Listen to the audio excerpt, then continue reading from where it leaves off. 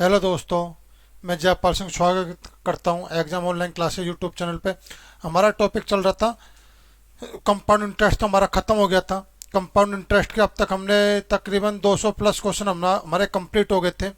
इसके बाद जो आज हमारा टॉपिक चलेगा वो चलेगा आपका नंबर सिस्टम। कंपाउंड इंटरेस्ट जो हमारा पिछले क्लास में जो ख़त्म हुआ था कंपाउंड इंटरेस्ट, उसमें एक मिनट हो गया, जैसे इंक ले लेता हूँ एक बार। कंपाउंड इंटरेस्ट के चक्कर से भी आज के हमारे कंपाउंड इंटरेस्ट के हमने अब तक 200 प्लस क्वेश्चन किए थे कंपाउंड इंटरेस्ट और चक्रवृद्धि ब्याज दोनों को मिला के। तो हमारा वो टॉपिक तो हमारा कंप्लीट हो गया।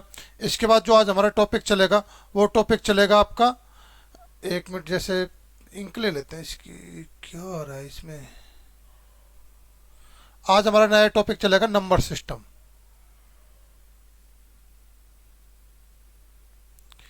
तो नंबर सिस्टम की हम बात करेंगे। नंबर सिस्टम आज आपकी पहली क्लास है इसकी। इंक में क्या हो गया इसमें, एक मिनट रुको, इसमें थोड़ा सा पेन चेंज कर लेते हैं इसका।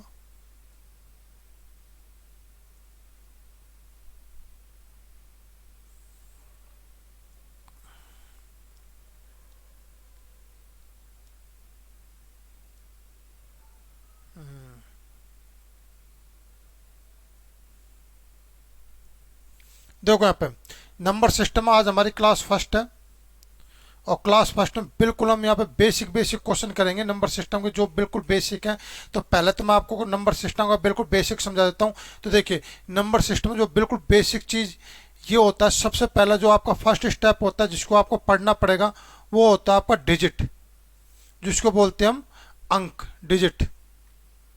तो पहले तो आप ये देखेंगे डिजिट होता क्या, अंक होता क्या है। तो डिजिट क्या होता है, a digit a single symbol used to make numeral 0 1 2 3 4 5 6 7 8 and 9 are the 10 digit we use the everyday numeral. Example, the numeral 1 153 153 is made up of 3 digit 1 5 and 3। इसका मतलब ये है कि आप जो एक डिजिट होती है ना, वो सिर्फ और सिर्फ एक सिंगल नंबर होता है। जो भी डिजिट होती है वो सिर्फ और सिर्फ एक सिंगल नंबर होता है। जैसे आपने देखा यहाँ पे 0 1 2 3 4 5 6 7 8 and 9, ये क्या है, सिर्फ और सिर्फ आपकी डिजिट है। ठीक है ना। अब इन डिजिट का हम per day every day use करते हैं। जैसे कि माना कि आपने बोल दें यहाँ पे 46, तो 46, अगर मैं इस 46 को कंप्लीट 46 को बोलूंगा ना, तो ये डिजिट नहीं है। लेकिन हाँ, इतना पता है कि मैं जो 46 है ना, इसको बोलूंगा नंबर। ये 46 है ना, ये होता है आपका नंबर, जिसको हम बोलते हैं संख्या। अब बात ये आती है कि जब ये नंबर संख्या है तो मुझे बताइए कि किससे मिलकर बनी है ये। इसके लिए क्या अपने पास हमें दो डिजिट है, टू डिजिट है, दो अंकों से मिलकर बनी हुई है ये। और वो दो अंक कौन कौन से भाई, आपके 4 और 6। जैसे मैंने यहाँ पे एग्जांपल लिया 153। अगर 153 की आप बात करो तो 153 क्या है भाई आपके यहाँ पे, 153 क्या है यहाँ पे, ये एक नंबर है। ये पूरा का पूरा एक नंबर है। अगर मुझसे कोई पूछे कि जो ये 153 है ये आपका किससे मिलकर बना हुआ है, तो मैं क्या कहूँगा भाई, किससे मिलकर बना हुआ है ये आपके 3 डिजिट है। ये 3 डिजिट से मिलकर बना हुआ है ये। और वो 3 डिजिट कौन कौन से हैं भाई, आपकी 1 5 और 3। तो ये होती है आपकी डिजिट और ये होता है आपका नंबर। तो उम्मीद है डिजिट और नंबर में आपको कन्फ्यूजन क्लियर हो गया होगा कि डिजिट क्या होती है, नंबर क्या होता है। डिजिट सिर्फ और सिर्फ आपकी एक अंक की डिजिट, कोई एक सिंबल होता है, वो आपकी डिजिट होती है। अब मैं जैसे बात करूँ यहाँ पे 0 1 2 3 4 5 6 7 8 9, तो देखो ये है ना, ये आपकी, मैं इसको डिजिट भी कह सकता हूँ, नंबर भी कह सकता हूँ। ये क्या आपकी डिजिट भी होती है और ये आपकी क्या नंबर भी होती है। डिजिट क्यों होती है, क्योंकि यहाँ पे सिर्फ हमारा एक सिंबल यूज हो रहा है, जीरो, सिर्फ एक सिंबल यूज हो रहा है। ठीक है ना। और नंबर इसलिए कह सकते हैं क्योंकि यहाँ पे सिर्फ आपका एक सिंबल यूज हो रहा है, डिजिट कह रहे हैं हम इसको। और ये इसमें सिर्फ और सिर्फ आपका एक ही डिजिट है, तो हम इसको नंबर भी कह सकते हैं। लेकिन अगर मैं जैसे 5 और 0 को मिलाकर मैं मान लो यहाँ पर 50 शब्द बना दिए मैंने, 50, तो अब ये 50 है ना, ये एक डिजिट नहीं है, ये पूरा का पूरा एक नंबर है। ये क्या आपका पूरा का पूरा एक नंबर है। लेकिन जो ये नंबर है ना, ये आपसे किसके मिलकर बना हुआ है, ये भाई यहाँ पे 2 डिजिट से मिलकर बना हुआ है। कौन कौन से डिजिट है भाई आपके यहाँ पे, 5 और 0, ये आपके दो डिजिट से मिलकर हुआ है 5 और 0। ये होता है आपका डिजिट और ये होता है आपका नंबर। अब देखो, अब इसी के ऊपर है ना आपका क्वेश्चन भी आया था, इसी के ऊपर आपका एक क्वेश्चन भी आया था आरआरबी लोको पायलट में। तो मैं आपको वो क्वेश्चन करा देता हूँ कि क्वेश्चन किस तरह से आया था। तो देखिए यहाँ पे ये जो क्वेश्चन है ना, ये आपके आरआरबी 2018 लोको पायलट में आपका आया हुआ क्वेश्चन था। आरआरबी लोको पायलट 2018 में ये आपका क्वेश्चन आया हुआ था, इस तरह का क्वेश्चन। ये डिजिट और नंबर के ऊपर एक क्वेश्चन है ये, ठीक है ना। तो देखो इस तरह का क्वेश्चन कैसे आता है। तो बस इसके लिए क्या था कि आपको नंबर और डिजिट का आपको कंफ्यूजन आपको समझना था। नंबर और डिजिट का आप समझ गए, कोई दिक्कत नहीं है। अब आपको यहाँ पे आप क्वेश्चन कराते हैं। तो एक और थोड़ा सा मैं इसमें चेंज कर लेता हूँ, कुछ प्रॉब्लम आ रही है आज। एक मिनट रुको।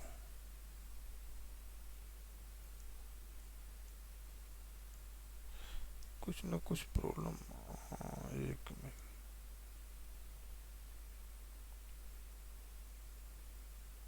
देखो यहाँ पे सबसे पहले हम क्वेश्चन करते हैं। यहाँ पे पहला क्वेश्चन आपका, तो इससे क्या आपको डिजिट और नंबर का और कंफ्यूजन बिल्कुल क्लियर हो जाएगा। और बहुत ही बेहतरीन अच्छे क्वेश्चन है, छोटे क्वेश्चन है। देखो यहाँ पे क्या पूछा आपसे कि 1 से 50 तक गिनती लिखने में कुल कितने अंक या डिजिट की आवश्यकता होगी। तो 1 से 50 तक, तो भाई 1 2 3 4 5 6, इसके बाद 11 12 13 21 22 23 31 32 33 41 42 43 48 49 50, इस तरह से लिखोगे। तो देखो यहाँ पे मुझसे क्या पूछा है, यहाँ पे डिजिट पूछा है, अंक मतलब क्या आपसे। डिजिट अंक क्या होता है, ये आपका एक सिंगल नंबर होता है, सिंगल सिंबल होता है, सॉरी ये क्या होता है आपका एक सिंगल सिंबल होता है। तो देखिए यहाँ पे 1 से 50 तक, तो भाई सबसे पहले तो मैं यहाँ पे क्या लिखूंगा, 1 से 9 तक लिखूंगा, 1 से 9 तक। तो मुझे ये बताइए 1 से 9 तक भाई कितने अंक होंगे आपके। आप कहोगे सर मेरे यहाँ पे टोटल 9 अंक होंगे, 9 डिजिट होंगे आपके। फिर अब जैसे 9 के बाद आपका 10 शुरू होगा ना, तो ये 10 है ना, ये क्या है, ये पूरा एक डिजिट नहीं है यहाँ पे, इसमें क्या आपके 2 डिजिट है, लेकिन संख्या कितनी है आपकी यहाँ पे, 1 है। तो मैं क्या करूँगा पे 10 से और 50 तक भी 2 डिजिट आ रही है, तो 50 तक। तो अब देखो यहाँ पे, अब मुझे बताओ यहाँ पे संख्या कितनी होगी। भाई 10 से 50 तक आपने टोटल कितनी संख्या लिखी। तो मैं क्या करूँगा 50 में से 9 घटा दूंगा। तो 50 में से जब आप 9 घटाओगे तो आपका आएगा यहाँ पे 41। तो 41 ये तो क्या भाई आपके यहाँ पे, ये तो टोटल आपने क्या लिखी, संख्या 41। 41 तो क्या लिख दी भाई आपने यहाँ पे, संख्या लिख दी। लेकिन इस 41 में इस 41 तक जो आपने संख्या लिखी, इसमें आपके हर एक संख्या में कितने डिजिट आ रहे हैं भाई, हर संख्या में आपके कितने डिजिट आ रहे हैं, 2 डिजिट आ रहे हैं। तो हर संख्या में 2 डिजिट आ रहे हैं। तो मैं देखूंगा कि टोटल जो मेरे डिजिट होंगे कितने होंगे भाई, यहाँ पे मेरे 82 अंक, 82 टोटल डिजिट है मेरे यहाँ पे, ठीक है ना। तो अब आपसे पूछा कितने आवश्यकता होगी। तो आप देखोगे, देखो यहाँ पे 9 तो आपका ये रहा, जैसे यहाँ पे इंक चेंज कर लेता हूँ, 9 तो आपका ये है और 82 ये है। तो मुझे बताइए 9 और 82 कितना होगा टोटल भाई आपका आ जाएगा 91 अंक। इतने अंकों की क्या होगी आपको यहाँ पर आवश्यकता होगी। तो आपको ऑप्शन आ जाएगा, ऑप्शन नंबर बी, ये क्या होगा आपका करेक्ट आंसर होगा। तो उम्मीद है क्वेश्चन आपको समझ में आया। चलिए नेक्स्ट क्वेश्चन करते हैं। देखो ये क्वेश्चन आपका RRB 2018 loco pilot, RRB 2018 loco pilot में आपका आया हुआ क्वेश्चन है। तो देखो यहाँ पे आरआरबी 2018 लोको पायलट का आया हुआ क्वेश्चन है ये। तो चलिए इस क्वेश्चन को करते हैं। देखो यहाँ पे क्या पूछ रहा है, 1 से 672 तक गिनती लिखने में कुल कितने अंक की आवश्यकता होगी। तो कुल कितने अंक की आवश्यकता होगी, तो ये आपसे पूछा है। तो 1 से 672 मतलब एक आपका एक डिजिट और 672 में आपको 3 डिजिट आ रहे हैं। तो एक डिजिट वाली संख्या देखेंगे हम, फिर इसके बाद हम 2 डिजिट वाली संख्या देखेंगे, इसके बाद हम क्या करेंगे यहाँ पे 3 डिजिट वाली संख्या देखेंगे। तो देखो यहाँ पे 1 से 9 तक भाई कितने डिजिट आ रही है भाई आपके यहाँ पे, 9 अंक आ रहे हैं, 9 डिजिट आ रही है। फिर जैसे 9 के बाद मेरा 10 शुरू हुआ, तो 10 मेरा एक संख्या है, एक नंबर है, लेकिन इस एक नंबर में आपको 2 डिजिट आ रही है। और ये कब तक चलेगा आपको 99 तक। तो 10 से 99 तक। तो आप देखोगे 10 से 99 तक, मुझे ये बता दी 10 से 99 तक आपकी टोटल संख्या कितनी आ रही है। तो आप देखोगे 10 से 99 तक, तो ये 99 ये 99 और ये 9 है, तो इसमें घटा दीजिए आप, टोटल कितना आ रहा है आपको 90। तो मेरे यहाँ पे जो नंबर आएंगे ना, टोटल कितना आएंगे, 90 नंबर आएंगे। 90 नंबर मतलब 90 संख्या लिखूंगा, लेकिन हर संख्या में कितने डिजिट आ रहे हैं आपके, 2 डिजिट आ रहे हैं। तो टोटल मेरा कितना हो गया यहाँ पे 180 अंक या 180 डिजिट, ये हो गया। इसके बाद जाऊंगा मैं 100 क्योंकि सौ, क्योंकि सौ में आपके कितने डिजिट है, 3 डिजिट है। और कहाँ तक जाऊंगा मैं, तो मैं जाऊंगा 672 तक। तो अब देखोगे आप, तो मुझे बताइए कि 100 से 672 तक टोटल कितनी संख्या, तो 672 में से आप 99 घटा दीजिए, 99 घटा दीजिए। तो 672 में से जब आप 99 घटाओगे तो मुझे पता आपका क्या आएगा, यहाँ पर 573 आएगा। तो 573, ये तो क्या टोटल आपका नंबर है, लेकिन हर नंबर आपका कितने डिजिट लेके चल रहा है भाई, 3 डिजिट लेके चल रहा है। तो 3 3 9, 3 7 21, 2 3 5 15 और 2 17। तो ये आ गया आपका। अब यहाँ पर आपको क्या करना है, अब इसको आपको जोड़ना है। तो जोड़ने के लिए आप क्या करोगे, यहाँ पे जैसे इंक चेंज करते हैं 1 मिनट के लिए, तो आपको 9 को जोड़ना है, 180 को जोड़ना है और 1719 को जोड़ना है। तो आप इसको जोड़ोगे, कितना आएगा भाई आपको यहाँ पे, 9 9 18 आ गया, एक, तो 8 और 1 9 हो गया, और 7 और 1 8 हो गया, और ये एक आ गया 1198। ये कहीं गलती तो नहीं हुई, 1 मिनट रुको, कहीं जोड़ने में गलती कर दिया शायद इसको।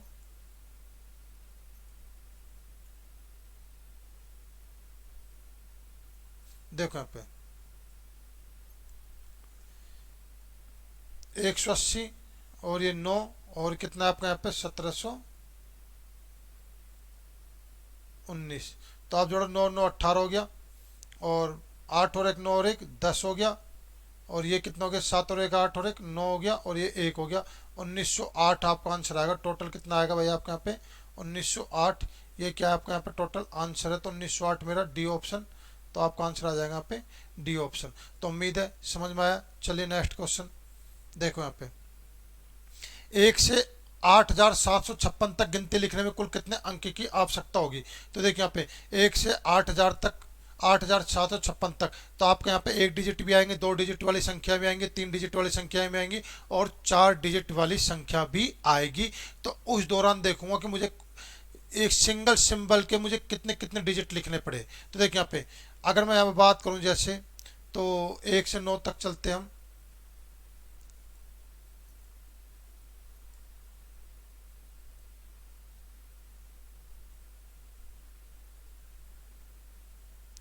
तो 1 से 9 तक कुल कितने अंक हो जाएंगे भाई आपके यहाँ पे, 9 अंक हो जाएंगे। फिर बात करूंगा 9 के बाद क्या संख्या आएगी मेरी, 2 डिजिट वाली कौन सी संख्या आएगी, सबसे पहले 10 आएगी। तो 10 से 99 तक, तो भाई मेरे कुल कितने नंबर हो जाएंगे, 99 में से आप 90 घटाओगे, 99 में से 90 घटाओगे, टोटल 90 संख्या आएंगी, और हर संख्या मेरी 2 डिजिट की है। तो कितना अंक आ जाएंगे मेरे यहाँ पे, 180 अंक। फिर इसके बाद मैं कहाँ जाऊँगा, 100 से जाऊँगा, और कहाँ तक जाऊँगा भाई मैं, 99 तक, क्योंकि 3 डिजिट की सबसे बड़ी संख्या मेरी 999 ही है, यहाँ तक। तो अब मेरी टोटल कितने नंबर आ जाएंगे, तो आप देखोगे 999 से 99 घटाऊंगा, तो कितना आएगा मेरे यहाँ पे, 900 आएगा। और हर संख्या मेरे कितने डिजिट के, 3 डिजिट के, तो 3 से गुणा कर दूंगा, तो ये आ जाएगा मेरे यहाँ पे 2700 अंक। क्योंकि लास्ट 4 डिजिट तक पहुंच रहा है ना ये, तो 4 डिजिट तक लेंगे। तो सबसे 4 डिजिट की सबसे छोटी संख्या 1000, और कहाँ तक जा रहा है ये, 8756 तक जा रहा है। तो मैं देखूंगा कि इस दौरान मुझे मेरी कितनी संख्या आई। तो आप एक काम करो, 8756 में से 999 घटा दीजिए आप, तो कितना आएगा, 16 में से 9 गए तो कितना है, 7 बच्चा। अब 14 में से 9 गए तो कितना बच्चा भाई मेरे यहाँ, 5 बच्चा। और 16 में से 9 गए तो कितना, 7 बच्चा, और यहाँ कितना, 1। तो कितना है भाई मेरे यहाँ पे, 1757 आया। और हर संख्या में कितनी डिजिट है भाई आपके, 4 डिजिट है। तो 4 से गुणा कर दीजिए आप, तो कितना आ जाएगा, 4 सत्ते 28, 2 4 पंजे 20, और 2 22, 2 4 सत्ते 28, और 2 30, 3 4 एकम 4 और 3 7। तो मेरे टोटल अंक कितना आ गई भाई मेरे यहाँ पे, ये आ गए 7028 मेरे टोटल अंक आ गए। ठीक है ना। तो यहाँ तक आपको समझ में आया, कहीं कुछ गड़बड़ तो नहीं कर दी, यहाँ पे गड़बड़ बिल्कुल नहीं है। ये 2700 हो गया आपका। हाँ, अब आपको इन सबको जोड़ना है। तो देखिए हम इन सबको जोड़ते हैं यहाँ पे। तो देखो यहाँ पे 8757 तक पहुँच रहा है। तो चलो इन सबको जोड़ते हैं, चेंज कर लेते हैं एक बार इसकी। तो 9 को जोड़िए आप, फिर इसके बाद क्या आया आपके यहाँ पे, 180 आया है, 9 आ गया, 180 आ गया।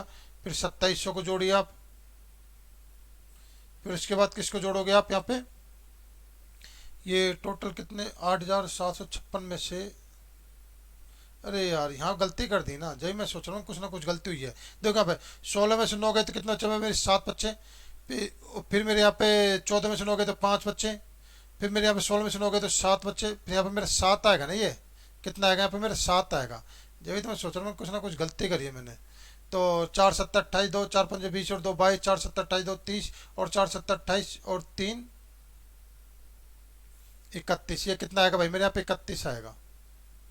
हाँ तो अब कितना आ गया, 31 0 28, 31,028 ये आ गया। अब आप इन सबको जोड़ लीजिए, 9 और 8 कितना होता है भाई मेरे 17 होता है।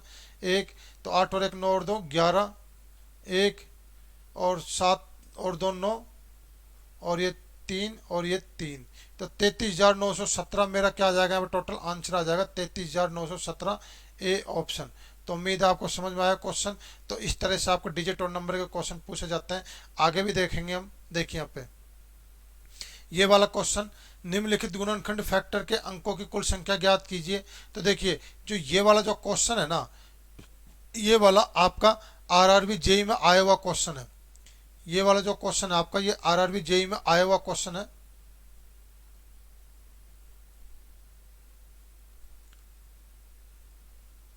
दो हजार उन्नीस में 2019 में आरआरबी जेईएन का 2019 में हुआ था शायद एग्जाम। हाँ 2019 में हुआ था। तो 2019 में ये आरआरबी जेईएन में आया हुआ है क्वेश्चन है ये वाला क्वेश्चन, ठीक है ना। तो इसको किस तरह से किया जाता है, तो देखो इसको समझने के लिए देखो पहले आप क्वेश्चन को पढ़ो कि कुल अंकों की संख्या क्या होगी। 4 की पावर 11,111, 5 की पावर 22,222 दे रखा है। तो कह रहा है कि कुल इस फैक्टर में अंकों की कुल संख्या क्या होगी। तो एक बात ध्यान रखना कि जो ये जो क्वेश्चन होते हैं ना, ये 10 को आधार मानकर क्वेश्चन बनाया गया है। 10 को आधार मानकर क्वेश्चन बनाया है। 10 को आधार मानकर क्वेश्चन कैसे बनाया आप अभी तुरंत समझ जाओगे। मैं पूरा का पूरा क्लियर करूंगा आपको। देखो यहाँ पे समझते हैं इसको कि क्वेश्चन आखिरकार ये कह क्या रहा है। तो देखो यहाँ पे मेरे को एक बात बताओ कि जैसे अगर मैं बात करूं आपसे कि 10 की पावर 1, तो मुझे बताओ यहाँ पे जैसे आपसे क्वेश्चन क्या पूछा है, यहाँ पे पूछा है कि इस फैक्टर के अंकों की कुल संख्या क्या होगी। तो मुझे बताओ यहाँ पे कि ये जो 10 की पावर 1 है, इसमें कुल अंकों की संख्या क्या होगी। कुल अंकों की संख्या,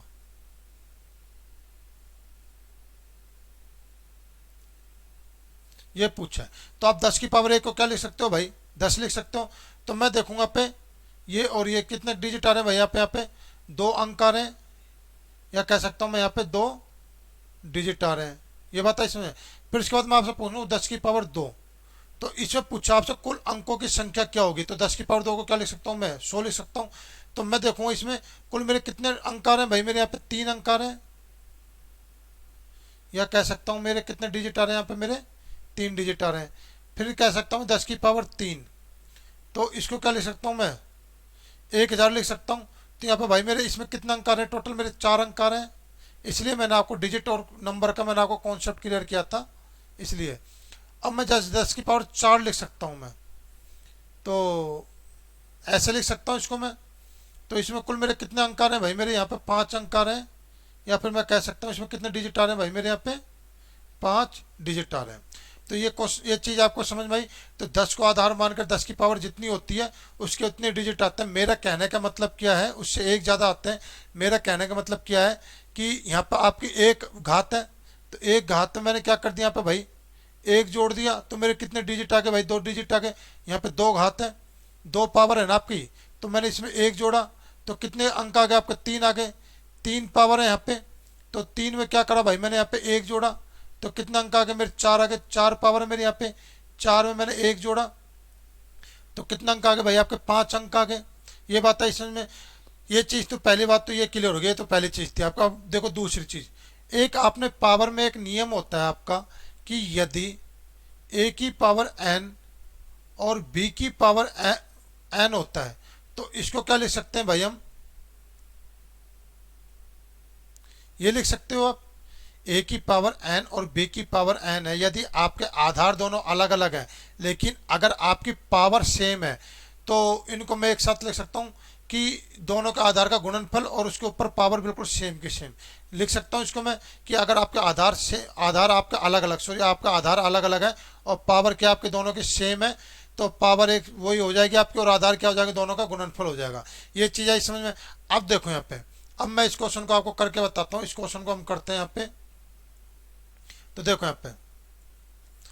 यहाँ पे क्या कह रहा है, 4 की पावर 11,111 ये कह रहा है यहाँ पे। तो मैं एक काम करता हूँ यहाँ पे कि मैं इसको छोटी छोटी संख्या में तोड़ता हूँ, क्योंकि मुझे 4 और 5 इनका गुणनफल मुझे 10 बनाना है, फिलहाल यहाँ पे 20 आ रहा है। तो इसको क्या लिख सकता हूँ भाई, मैं 2 की पावर 2 लिख सकता हूँ मैं, और इसको 11,111 से गुणा करूँगा तो कितना आ जाएगा मेरा, 2 2 आ जाएगा। ये बात है इसमें गुणा में। इस ये तो अपना 5 है, तो किसी फैक्टर में टूटेगा नहीं। तो इसकी पावर कितनी आ गई भाई, ये आ गई। और मैंने आपको थोड़ी देर पहले बताया कि जैसे अगर माना a की पावर n है और b की पावर n है, तो मैं इसको क्या लिख सकता हूँ भाई, a b की पावर n इसको लिख सकता हूँ मैं। तो मैं क्या करूँगा, 5 गुना 2 कितना आ जाएगा भाई मेरे यहाँ पे, 10 की पावर कितना लिख सकता हूँ यहाँ पे, 2 2 2 और 2, ये आ गया मेरा। अब देखो यहाँ पे, अब ये मेरे 10 की पावर 22,222 आ गई। और आपको पता है यहाँ पे कि 10 की पावर जैसे यहाँ पे 2 है, यहाँ पे 10 की पावर यहाँ पे कितनी भाई आपके यहाँ पे जैसे 2 है। तो देखो यहाँ पे, तो इसमें कितने अंक होंगे, इस पावर में 1 जोड़ दो 3 अंक, यहाँ पे 3 पावर है तो इसमें 1 जोड़ दो 4 अंक आ जाएंगे, या 4 पावर इसमें 1 जोड़ दो 5 अंक आ जाएंगे, यहाँ पे 1 पावर है तो इसमें 1 जोड़ दो यहाँ पे 2 अंक आ जाएंगे। तो इसी तरह से, तो मुझे बताओ यहाँ पे 10 की पावर 22,222 है। तो अब इसमें पूछा है कि बताइए इसके कितने अंक होंगे। तो देखो यहाँ पे जब आप इसको खोलोगे ना, तो यहाँ पे जो 10 आएगा ना आपका कितनी बार आएगा, तो जो ये पावर है ना आप इसमें बस 1 जोड़ दो, कितना आ जाएगा 22,223। ये आपका टोटल आंसर आ जाएगा 22,223, ए ऑप्शन। ये आपका आंसर था कि अगर मैं 10 की पावर 22,222 को जब मैं खोलूंगा ना, तो इसमें जो टोटल जो अंक आएंगे ना कितने आएंगे मेरे, 22,223 मेरे यहाँ पे टोटल अंक आएंगे। तो इस तरह से क्वेश्चन बनाया गया है। चलिए देखो अगला क्वेश्चन, 8 की पावर 232 है और 25 की पावर 348 है, ये आपका क्वेश्चन है। तो मैंने आपको बताया कि जो ये क्वेश्चन बनते हैं 10 को आधार मानकर बनते हैं। तो 8 को तोड़ता हूँ 2 की पावर 3 में, और 3 को 232 से गुणा करूंगा तो कितना आ जाएगा भाई मेरे यहाँ पे, 6 9 6 आ जाएगा गुणा में। 5 को तोड़ता हूँ मैं किस में, 5 की पावर 2 में, और 5 की पावर 2 को जब 348 से गुणा करूँ कितना आ जाएगा, 696। और आपको पता ही ए की पावर n और b की पावर n, इसको क्या लिख सकता हूँ भाई मैं यहाँ पे, ए बी की पावर n ये लिख सकता हूँ मैं यहाँ पे। तो इसको लिख सकता हूँ 10 की पावर 696 लिख सकता हूँ। अब कह रहा है कि इसमें कुल अंकों की संख्या कितनी होगी। तो जितनी आपकी पावर है ना, अगर आपका आधार 1 है ना, अगर आपका आधार आपका आधार 10 है ना, अगर आपका आधार 10 है तो इसकी जितनी पावर है ना उसमें 1 जोड़ दो, तो आपका टोटल जो इसमें डिजिट, कितनी डिजिट सम्मिलित है इसमें, 697। ये आपका टोटल आंसर है, 697 आपको यहाँ पे डिजिट सम्मिलित है इसमें। तो आपका आ जाएगा यहाँ पे ए ऑप्शन। तो उम्मीद है यहाँ तक आपको समझ में आया, कोई दिक्कत नहीं है। चलिए अगले टाइप की ओर। अब देखो यहाँ पे, देखो यहाँ पे ये आपका फैक्टर से हम शुरुआत करते हैं। तो देखो फैक्टर क्या होता है, आपका नंबर सिस्टम में सबसे पहले मैंने आपको डिजिट बताया और नंबर बताया कि डिजिट और नंबर क्या होता है। छोटे छोटे क्वेश्चन होते हैं, ये छोटी छोटी बातें हैं। अब इसके बाद हम बात करेंगे यहाँ पे फैक्टर की। तो देखो फैक्टर की हम बात करते हैं यहाँ पे, तो एक बार इसकी जैसे इंक चेंज कर लेते हैं। तो सबसे पहले तो फैक्टर की डेफिनेशन समझिए। फैक्टर मतलब इसको हिंदी में बोलते हैं गुणनखंड, इंग्लिश में बोलते हैं इसको फैक्टर। तो देखो यहाँ पे, a number that completely divides the given number, given number is called multiple of that number. मतलब वह संख्या जो दी गई संख्या को पूर्णतः विभाजित कर दे और वह दी गई संख्या उस संख्या का गुणनखंड या भाजक, गुणनखंड या भाजक दोनों एक ही चीज होती हैं, दोनों एक ही हैं। और इसको इंग्लिश में लिखते हैं हम फैक्टर, ठीक है ना, कहलाती है। दी गई संख्या उस संख्या का गुणन या मल्टीपल कहलाती है। जैसे मैं आपसे कहूं, मैं यहाँ पे छोटा सा एक एग्जांपल ले लेते हैं हम यहाँ पे,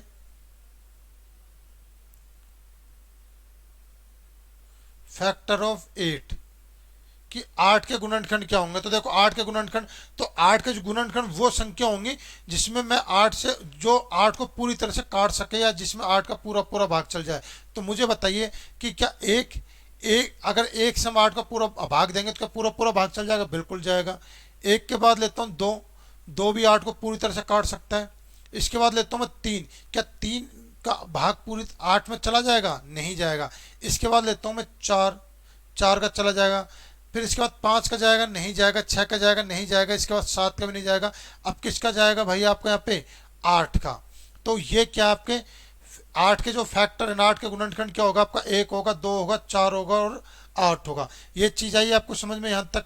मुझे नहीं लगता यहाँ तक कोई दिक्कत है। ये तो हो गया आपका फैक्टर का। चलो फैक्टर का एक और एग्जांपल ले लेते हैं हम। जैसे मैं बात करता हूँ फैक्टर ऑफ 24, 24 का फैक्टर की अगर हम बात करते हैं तो देखो 24 में 1 का भाग चल जाएगा, 2 का चल जाएगा, 3 का चल जाएगा, 4 का चल जाएगा। क्या 5 का भाग जाएगा? नहीं जाएगा।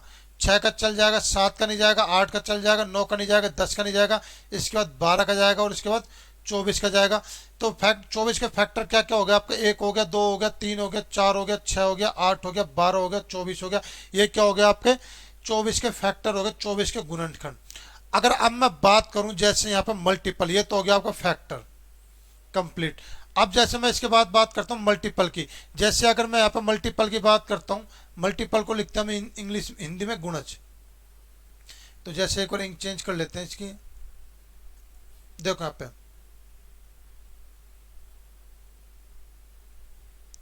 अगर मल्टीपल की बात करता हूँ, जैसे मैं गुणज की, अगर सपोज करो जैसे मैं 2 के गुणज ले लेता हूँ यहाँ पे, जैसे 2 का हमने गुणज ले लिया, तो 2 के मल्टीपल क्या होगा भाई?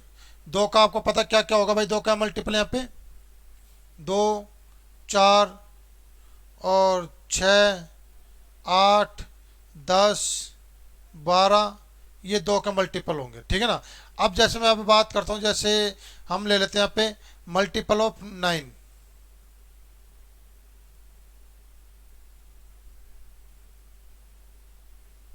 9 के गुणज ले लेते हैं। तो 9 के गुणज क्या होगा भाई? 9 होगा। अब इसके बाद कौन सी अगली संख्या जिसमें 9 का पूरा पूरा भाग चल जाएगा? 18 होगा। इसके बाद कौन सी अगली संख्या जिसमें 9 का पूरा पूरा भाग चल जाएगा? 27 होगा। इसके बाद अगली कौन सी संख्या जिसमें 9 का पूरा पूरा भाग चल जाएगा? तो आप देखोगे 36 होगा। इसके बाद 45 होगा और इसके बाद आपका 54 होगा और इसके बाद आगे तक अनंत तक संख्याएं आती जाएंगी जिसमें 9 का पूरा पूरा भाग चल जाएगा। तो वो क्या होता है? 9 के गुणज। मतलब वो संख्या जिसमें 9 का पूरा पूरा भाग चल जाए वो क्या होंगे? आपकी गुणज होंगी, मल्टीपल होंगी। तो ये होता है 9 के गुणज। तो इस तरह से आप समझ गए। कोई सी भी संख्या लो, जैसे आपने ले ली 45, तो आपसे पूछ लिया भाई मुझे बता दो यहाँ पे, जैसे आपसे पूछ लिया यहाँ पे जैसे कि भाई मुझे बता दो यहाँ पे कि 45 के गुणज क्या होंगे। जैसे आपसे पूछ लिया यहाँ पे 45 के गुणज।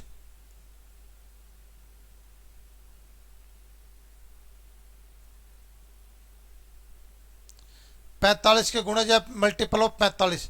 तो आप देखोगे 45। इसके बाद अगली संख्या कौन सी? 90, जिसमें मैं 45 का पूरा भाग चल जाएगा। इसके बाद आपकी कौन सी आएगी? आपकी 135 आएगी।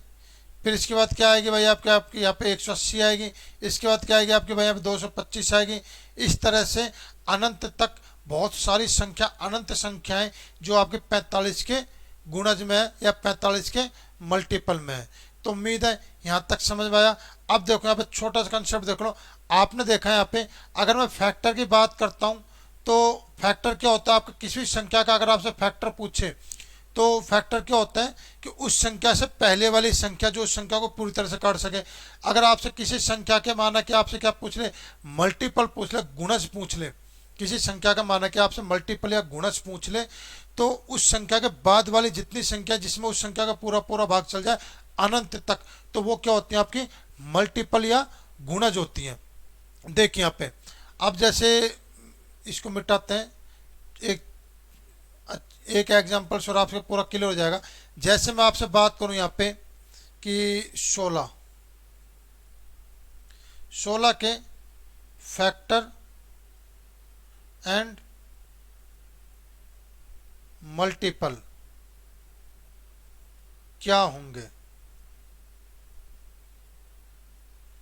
कि भाई 16 के फैक्टर और मल्टीपल क्या होंगे। तो देखिए यहाँ पे माना कि आपने लिख लिया यहाँ पे 16। जैसे यहाँ पे मैं लिख लेता हूँ, अलग ही नंबर से लिख लेता हूँ। यहाँ पे ये आपने लिख लिया, यहाँ पे क्या 16 लिख लिया, ठीक है ना। ये आपने 16 लिख लिया। अगर अब मैं जैसे बात करता हूँ 16 के क्या लिखूंगा पे, जैसे मैं मल्टीपल लिखता हूँ 16 के, सॉरी 16 के फैक्टर, तो आपको पता है 16 से पहले कौन कौन सी संख्या है जिसमें 16 का भाग चल जाएगा। तो आपको पता है कि 16 है, 16 का पूरा भाग चल जाएगा। इसके बाद कौन सी संख्या आएगी आपकी, 8 आएगी। इसके बाद क्या आएगी भाई, कौन सी संख्या आएगी आपकी, 4 आएगी। इसके बाद कौन सी संख्या आएगी भाई आपकी, 2 आएगी। और इसके बाद 1 आएगी। मतलब 16 में आपका 1 का पूरा भाग चल जाएगा, 2 का चल जाएगा, 4 का चल जाएगा, 8 का भी चल जाएगा और 16 का। 1 का जाएगा, 2 का, 4 का, 8 का और 16 का। तो 16 से पहले इन संख्याओं के अलावा ऐसी कोई संख्या नहीं जिसमें 16 का पूरा पूरा भाग जा सके। मेरे हिसाब से तो कोई संख्या नहीं है। यहाँ तक आपको समझ में आ गया। अब ये तो होता होगा फैक्टर। अब मैं जैसे यहाँ पे इसके गुणज की बात करता हूँ। अगर जैसे मैं यहाँ पे माना कि इसके गुणज की बात करूँ यहाँ पे, तो गुणज की, तो देखिए यहाँ पे 16 का गुणज क्या होंगे भाई, आपको पता 16 तो होगा ही होगा। फिर इसके बाद क्या होगा आपका 32 होगा।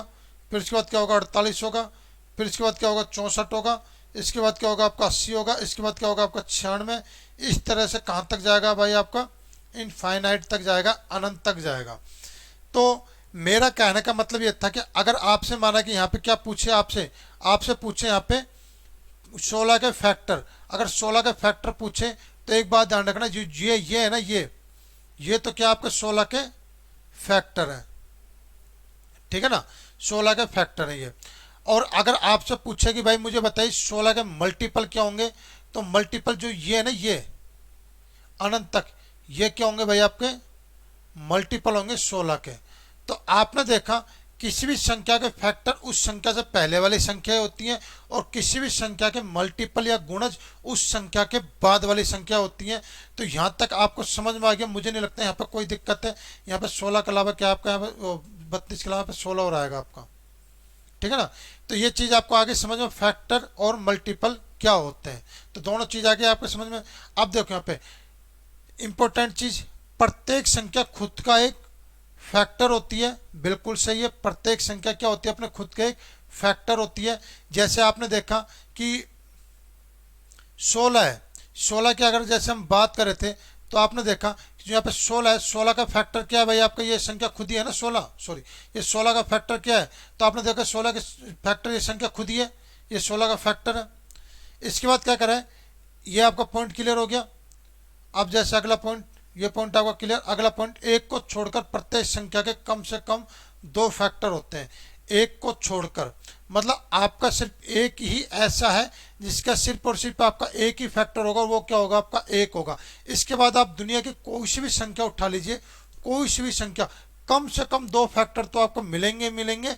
और बाकी तो किसी भी संख्या के, और बाकी तो और कई संख्या ऐसी हैं, जैसे जैसे हम करोड़ों अरबों तक जाते जाएंगे, बहुत सी संख्या ऐसे जिनके फैक्टर बहुत ज़्यादा है। और अगर देखा जाए तो अनंत संख्या का फैक्टर भी अनंत ही मिलेगा आपको। तो एक को छोड़कर कोई सी संख्या, जैसे माना कि आपने 2 ले लिया, तो मुझे बताइए क्या 2 में 1 का पूरा पूरा भाग जाएगा और 2 का जाएगा, तो 2 के फैक्टर क्या होंगे, 1 और 2, कम से कम 2 आ गया। आपने ले लिया 4, तो 4 का फैक्टर 1 भी है, 2 भी है और 4 भी है, तो इसके कितने फैक्टर आ गए भाई, 3 फैक्टर आ गए, लेकिन कम से कम 2 तो है ही हैं। तो ये चीज़ आपको समझ में आ गया। अब क्या करा, प्रत्येक संख्या के अनगिनत गुणज या मल्टीपल होते हैं भाई। देखो यहाँ पे 45 है, 45 के गुणज की अगर हम बात करें तो 45, 90, 135, 180, 225, और ये कहाँ तक जाएगा, अनंत तक जाएगा, जितना आप सोच सकते हो। तो प्रत्येक संख्या के अनगिनत गुणज होते हैं। कोई सी भी संख्या हो, दुनिया की कोई सी भी संख्या हो, उसके कितने गुणज होंगे आपके, मल्टीपल अनंत मिलेंगे, ठीक है ना। प्रत्येक संख्या खुद के गुणज होती है, प्रत्येक संख्या खुद के गुणज होती है भाई। जैसे 45 है, 45 का खुद का गुणज क्या भाई, 45 ही तो है ना, 45 का खुद का गुणज 45 है। मैंने देखा था यहाँ पे 16 का जो गुणज है, जैसे मैंने यहाँ पे देखा था कि 16 का जो गुणज है, तो 16 का गुणज 16 ही होता है ना, ये भी होता है। तो ये चीज़ आपको क्लियर हो गई होंगी, यहाँ तक आपको समझ में आ गया। अब बात करते हैं हम प्राइम नंबर। प्राइम नंबर क्या होता है, देखो यहाँ पे अगर प्राइम नंबर की जैसे हम बात करें, तो प्राइम नंबर क्या होता है, जिसके केवल 2 फैक्टर हों और दोनों ही अलग अलग हों, ये सबसे इंपॉर्टेंट है भाई। ऐसी संख्या जिसके सिर्फ और सिर्फ 2 ही फैक्टर हों, अर्थात वो दोनों फैक्टर एक और खुद वो संख्या है। देखो यहाँ पे मैं कोई सी भी संख्या ले लेता हूँ, जैसे मैंने माना कि यहाँ पे ले लिया 3 ले लिया। अब मुझे बताइए तीन का फैक्टर क्या होगा भाई।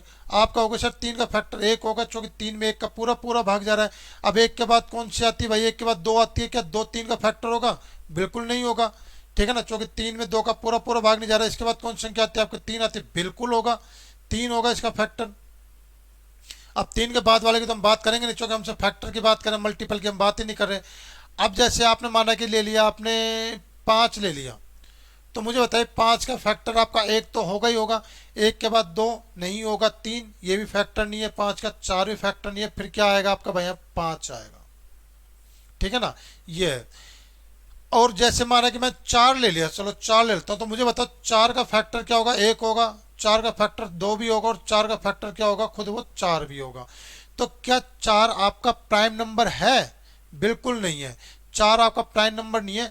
तीन आपका प्राइम नंबर है, बिल्कुल है, जिसके केवल दो गुणनखंड और दोनों ही अलग अलग हो। देखो इसके मुझे सिर्फ दो ही गुणनखंड मिले, एक और तीन। क्या तीन का फैक्टर एक और तीन के अलावा और कोई है? बिल्कुल नहीं है। और दोनों क्या आपके यहाँ पे अलग अलग है, दोनों क्या भाई आपके यहाँ पे अलग अलग है। पांच का फैक्टर क्या आपका एक और पांच है, क्या पांच के फैक्टर एक और पांच के अलावा और कुछ भी है? बिल्कुल नहीं है, दोनों क्या भाई आपके यहाँ पे अलग अलग है। तो ये भी क्या हो जाएगा, आपकी प्राइम नंबर हो जाएगी, और ये भी क्या हो जाएगा, आपकी प्राइम नंबर, ठीक है ना। तो अब मैं एक इंपॉर्टेंट जैसे नोट की बात करते हैं, आपसे पूछ लिया जाए जैसे यहाँ पे क्या एक प्राइम नंबर है, क्या एक जो प्राइम नंबर है क्या? अब देखो मैं जैसे यहाँ पे एक की बात करता हूं, तो एक क्या प्राइम नंबर है क्या? चलो एक की हम जांच करते हैं कि भाई एक आपका प्राइम नंबर है कि नहीं है। अगर जैसे मैं एक की बात करता हूं, देखो एक का तो खुद का तो एक फैक्टर एक होता ही होता है, और मतलब कोई सी भी संख्या हो, दुनिया की कोई सी संख्या हो, उसका फैक्टर एक तो होगा ही होगा। क्या एक हो, क्या कोई सी संख्या हो, उसका फैक्टर एक तो होगा ही होगा। और एक एक खुद एक संख्या एक है, लेकिन इसके फैक्टर तो दो आ रहे हैं, लेकिन ये क्या दोनों अलग अलग है क्या? नहीं है, मतलब ये क्या दोनों सेम है, दोनों सेम। और मुझे क्या चाहिए भाई, यहाँ पे अलग अलग चाहिए, मुझे क्या चाहिए यहाँ पे अलग अलग चाहिए, लेकिन यहाँ पे क्या आ रहा है, सेम आ रहा है। मतलब कंडीशन क्या होगी भाई आपके यहाँ पे, शर्त या कंडीशन क्या होगी भाई आपके यहाँ पे, ब्रेक हो गई। कंडीशन या शर्त क्या आपके यहाँ पे ब्रेक है, और जब ब्रेक है तो मतलब एक क्या आपका प्राइम नंबर, प्राइम नंबर नहीं है, एक आपका प्राइम नंबर बिल्कुल भी नहीं है, ठीक है ना। तो ये चीज क्लियर होगी, एक आपका प्राइम नंबर नहीं है, ये बात ध्यान रख लेना। अब क्या करा, एकमात्र समअभाज्य संख्या दो है, मतलब सम अभाज्य मतलब प्राइम नंबर। अगर आपसे पूछे कि दुनिया की सबसे छोटी प्राइम नंबर कौन सी है, दुनिया की सबसे छोटी प्राइम नंबर कौन सी है भाई आपकी, दो है। ये क्या है, सबसे छोटी प्राइम नंबर है। क्या है भाई आपके यहाँ पे, ये सबसे छोटी प्राइम नंबर है, ये पहली बात, ठीक है ना। ये दुनिया की सबसे छोटी प्राइम नंबर है। और दूसरा इसमें इंपॉर्टेंट चीज कि ये क्या भाई आपके यहाँ पे इवन है। इवन मतलब क्या, ये आपकी सम है। तो आपसे पूछा कि दुनिया की सबसे छोटी प्राइम नंबर कौन सी है, दो है। और यही क्या है आपकी एकमात्र सम प्राइम नंबर है, एकमात्र समअभाज्य संख्या। दो के बाद दुनिया की कोई सी संख्या जो भी अगर आपकी प्राइम नंबर है ना, वो कभी भी इवन नहीं होगी, वो हमेशा क्या मिलेगी आपको, ओड मिलेगी, विषम संख्या मिलेगी। तो ये चीज क्लियर होगी। क्यों? क्योंकि दो, देखो दो की अगर मैं बात करता हूं जैसे यहाँ पे दो, तो आपको पता है दो का फैक्टर आपका एक भी होता है, और दो का फैक्टर क्या होगा भाई आपका, दो भी होता है। तो दो का फैक्टर आपका एक भी होता है, और दो का फैक्टर क्या होता है आपका, दो भी होता है। तो आपने देखा कि एक फैक्टर और दूसरा फैक्टर क्या, खुद वो संख्या, एक तो फैक्टर है ही है और खुद वो संख्या है, तो मतलब दो फैक्टर हो गए। और दोनों क्या भाई यहाँ पे ये अलग अलग है, दोनों क्या भाई यहाँ पे ये अलग अलग है। तो उम्मीद है यहाँ तक समझ में आ गया, कोई दिक्कत नहीं है। तो ये तो था आपके प्राइम नंबर अभाज्य संख्या। अब जैसे इसमें बात करते हैं हम कि व्यंजक में अभाज्य गुणनखंडों की संख्या ज्ञात करो, व्यंजक में अभाज्य गुणनखंडों की संख्या।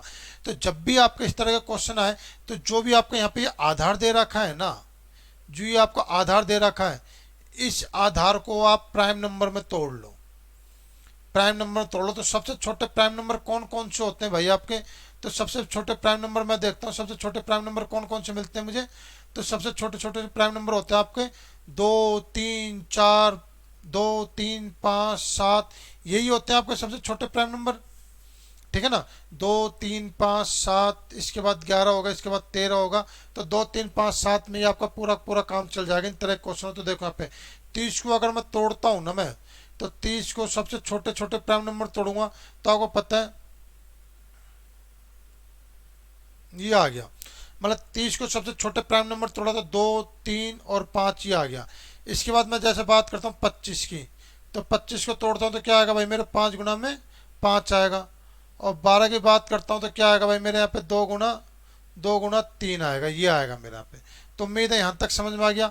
अब देखो यहाँ पे, अब जैसे मैं बात करता हूँ यहाँ पे अभाज्य गुणनखंड प्राइम फैक्टर की संख्या की बात करता हूँ, तो देखो यहाँ पे 2 आ रहा है यहाँ पे, जैसे मैं यहाँ पे लिख ही देता हूँ।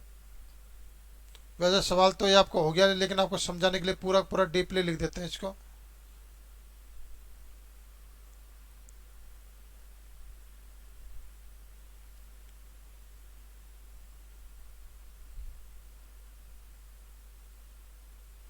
ये लिख दिया।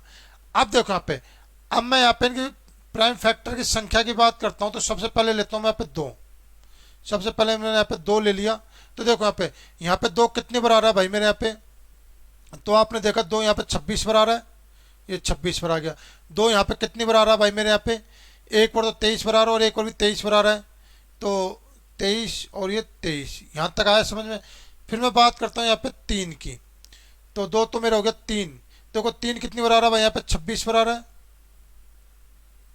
ठीक है ना।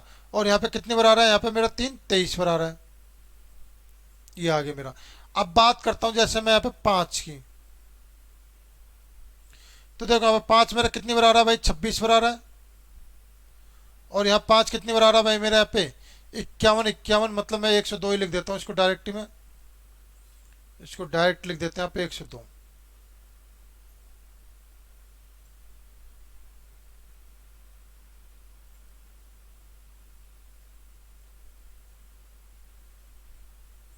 ये आ गया मेरे यहाँ पे। अब इनको जोड़ लो। देखो 6 और 3 6 12 6 18 3 21, 21 और 6 27 और 2 29, 2 हाथ से लगी। तो 4 6 8 10 12 14, एक, तो 249 मेरा क्या आ जाएगा यहाँ पे टोटल आंसर आ जाएगा। कि मतलब इसमें प्राइम फैक्टर की संख्या कितनी है आपकी 249 प्राइम। अब प्राइम नंबर मेरे 2 हैं यहाँ पे, 3 है और 5 है। 2 कितनी बार है मेरा, इतनी बार है 2, 3 मेरा इतनी बार है और 5 मेरा इतनी बार है। तो इन सबको आप जोड़ लो, वही आ जाएगी आपकी नंबर ऑफ प्राइम फैक्टर। उम्मीद है समझ में आया। बस ये बात ध्यान रखना, जब भी आपसे प्राइम फैक्टर पूछे तो जो ये संख्या है ना, इनको आप प्राइम नंबर में तोड़ लो, छोटी छोटी संख्या में तोड़ लो प्राइम नंबर, जैसे 2 3 5 7 11, इस तरह से, ठीक है ना।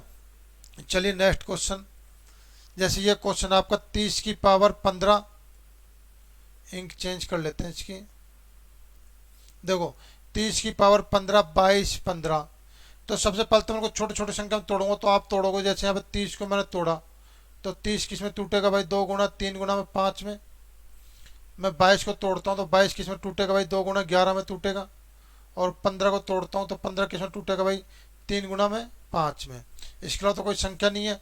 अब देखो यहाँ पे 30 को क्या लिख सकता हूँ भाई मैं इसको, 2 गुना 3 गुना 5 15। 22 को लिख सकता हूँ मैं 2 गुना 11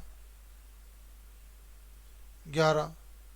15 को लिख सकता हूँ मैं 3 गुना 5 मतलब 24।